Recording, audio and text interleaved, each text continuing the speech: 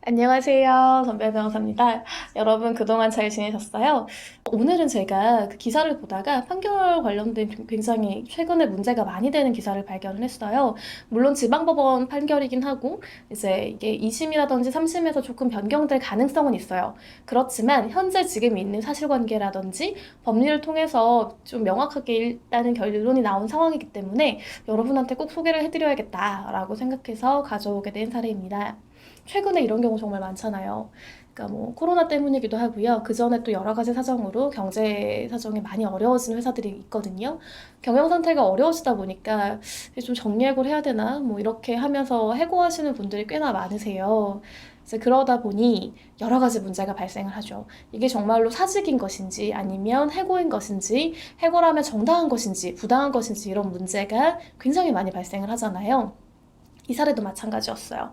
이제 어떤 회사에서 굉장히 오래 재직하신 분이고 실제로도 뭐 많은 성과를 올리셨던 것 같아요. 그래가지고 이분이 이제 잘 이렇게 회사에 다니고 계셨는데 어느 날 갑자기 회사에서 부르는 거죠. 인사팀에서 불러서 미안한데 회사가 너무 어렵다라고 이제 얘기를 하면서 부득이 우리가 정리해고 대상자를 선정을 해야 되는데 당신이 오래 근속을 했고 회사에 기여한 바는 모르는 거 아니지만 조금 급여도 너무 높고 여러 가지 문제도 있고 해서 아무래도 후배들을 위해 조금 양보해 줄 수 있겠냐라는 취지로 이제 말씀을 하신 거예요. 그러니까 여기서 문제는 회사의 경영 상태가 어렵다는 취지였어요.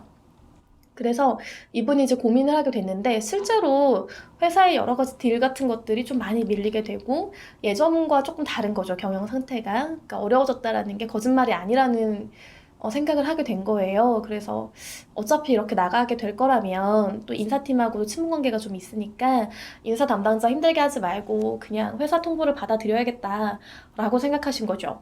그래서 이제 회사가 통보한 그날에 그만두시게 됐어요.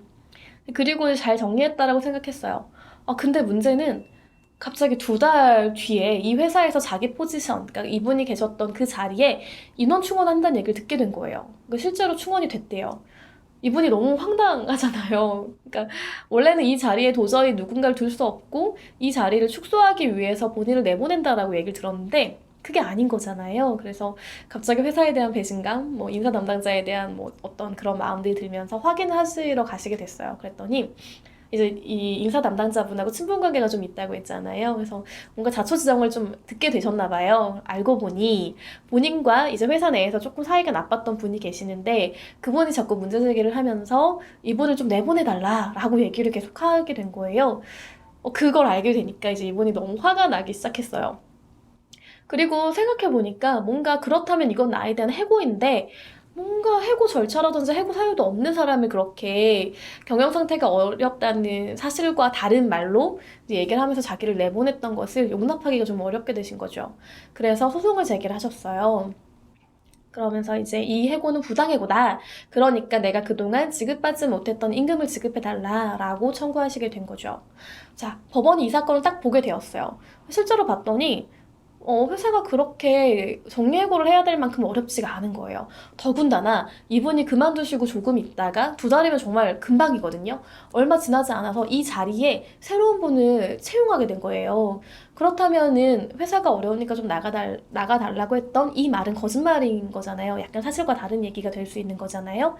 그래서 일단 그 부분은 문제가 있다라고 봤어요. 그렇다면 이것은 사직이 아니라 해고에 해당하는 거잖아요. 왜냐하면 이 나가신 근로자분이 그래요, 그럼 내가 나갈게요 라고 하면서 뭔가 사표를 작성을 하셨다거나 사직원을 작성하셨다거나 했던 게 아니에요. 그냥 회사 통보에 따라 그날 그 회사가 통보한 그날 그만두시게 된 것뿐이거든요. 그럼 당연하게 이건 잦은 사직이라고 볼 수 없다. 그러니까 해고의 요건이 있는지 봐야 된다라고 일단 보실 거예요. 그러면서 이 근로자분에 대한 해고의 요건이 있나 봤거든요. 근데 실제로 해고 요건이 없는 거예요. 여기서 회사는 주장을 했어요. 사실은 이 사람은 원래 징계해고를 해야 되는데 우리가 이 사람의 입장을 고려해가지고 그냥 자진 퇴사하게 한 거다라고 주장을 했어요. 그런데 재판부가 아무리 봐도 만약에 이 회사가 주장하는 것처럼 이분에 대한 횡령 사실이 있다라고 하면 뭔가 감사를 한다거나 징계 절차가 있다거나 이런 조사가 있어야 되거든요. 전혀 없었던 거예요. 그러니까 회사의 주장을 믿을 수가 없게 된 거죠. 그래서 징계 사유가 존재하지 않는다라고 봤고요. 징계 절차 역시 없었어요. 뭔가 징계 관련된 해고 관련된 절차도 전혀 없었고요. 더군다나 회사가 통보를 하긴 했지만 그게 해고 사유나 해고 시기를 서면으로 통보하지 않았어요. 제가 예전에 한번 말씀드린 적이 있죠. 해고는 반드시 30일 전에 해고 사유와 해고 시기를 서면으로 통보해야 된다라고 했잖아요.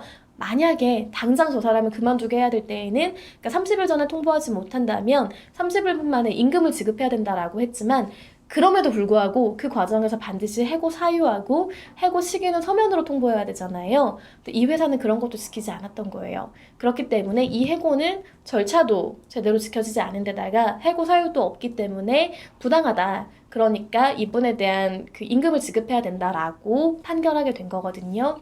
그러니까 요즘 이런 사례가 좀 많을 거예요. 물론 회사가 정말 어려운 경우도 굉장히 많아요. 그러니까 뭔가 딜도 잘 이루어지지 않고요. 매출도 정말 낮아지는 경우들이 많고 해서 부득이하게 이제 우리가 뭔가 회사와 이제 결별을 해야 되는 상황들이 좀 생기긴 하잖아요. 근데 과연 그런 것인지, 그런 게 아니라 그런 것처럼 보이게 이용을 해서 이 사람을 그만두게 하고 신규 채용을 하는 경우들도 있거든요. 그럴 때는 이건 엄밀히 부당해고에 해당을 해요. 그러니까 이런 부분들을 잘 구분하시면서 조금 억울한 일은 당하시지 않는 게 좋잖아요. 그러니까 그런 것들을 잘 확인하시면서 회사 생활을 잘 하시고, 또 만약에 정리할 필요가 있다면 우리가 좋은 결별도 굉장히 중요하거든요. 그러니까 그런 것들을 잘 정리할 수 있는 그런 시간들이 되었으면 좋겠습니다. 네, 오늘은 여기까지이고요. 다음에 또 새로운 컨텐츠로 여러분을 찾아뵙겠습니다. 감사합니다.